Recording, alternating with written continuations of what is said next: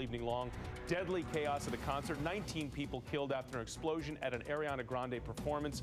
59 people wounded. Now, this is a huge venue, the Manchester Arena, and it sent people running for the doors in a scene of mass chaos. It's being considered a possible act of terror, and a man at the scene has been identified as a likely suicide bomber. We do have team coverage for you tonight. Nancy Chen's going to start us off with the very latest on what happened. Nancy? And Jonathan, Michelle Ariana Grande tweeting just moments ago on this horrific incident. Her words, broken from the bottom of my heart. I am so sorry. I don't have words.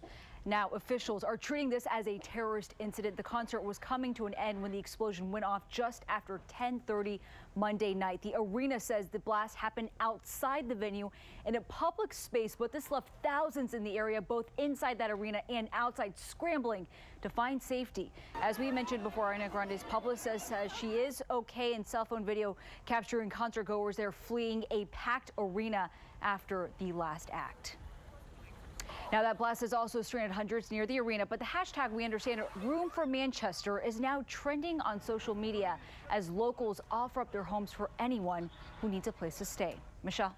Nancy, thank you. And that arena, one of the largest in the UK. First responders dealing with a massive crime scene there and dozens hurt, as Nancy mentioned. ABC 7 speaking with a former FBI agent tonight. Tim Barber continues our team coverage. Tim?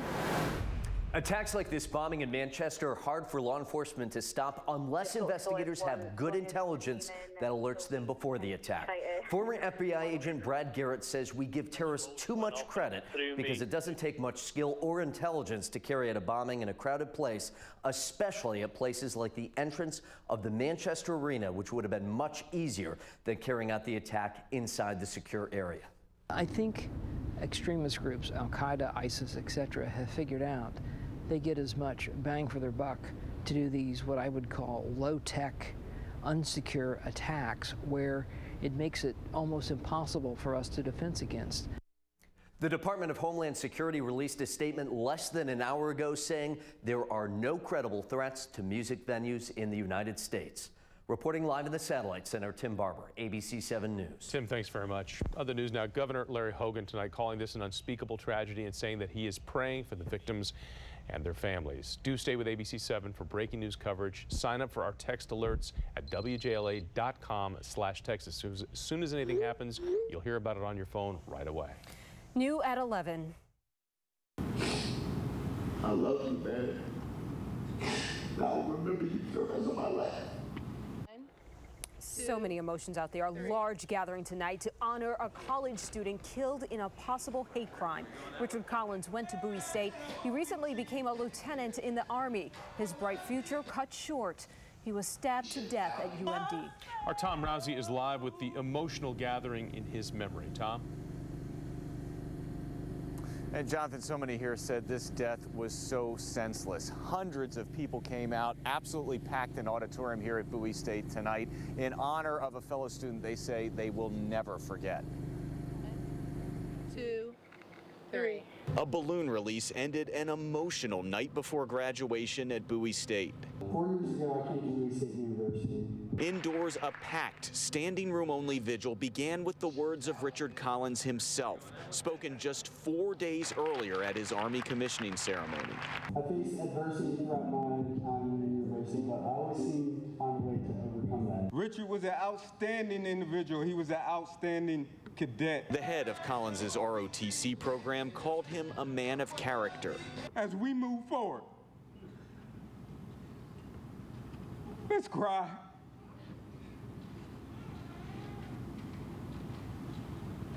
Let's remember and laugh. Let's keep on working. Collins's fellow ROTC cadets remembered the man who jokingly called himself Mr. Handsome and Wealthy. I love you, man. I'll remember you for the rest of my life. Collins's graduation should have begun about 11 hours from now. Bowie State says at the ceremony they're going to remember him with a moment of silence, but they want to do more than that. They say they're also going to posthumously award him the degree that he earned. Reporting live at Bowie State University, I'm Tom Rousey, ABC 7 News. Tom, thank you. Our thoughts are with that family. Police say Sean Urbanski had been drinking when he killed Collins. Urbanski was a member of a racist Facebook group, which is fueling concern this may have been a hate crime. As of now, prosecutors are not making that claim in court. We, of course, will stay on top of this case and bring you the very latest as we get it. And Stormwatch 7 first forecast on this Monday evening. Mostly cloudy skies out there right now, but we have dried things out. A weak cold front just off to our west. That's going to help dry things out a bit more as we move through the overnight. Now, waking up tomorrow, cloudy skies. It's going to be dry at least early on, but grab your umbrella. Another round of wet weather on the way just in time for tomorrow evening's rush hour commute. Highs only in the upper 60s to around 70. Talking about the rest of the week and looking ahead to Memorial Day weekend coming up in just a few minutes. Michelle? Steve, thank you. A 7 on your side. I-Team alert.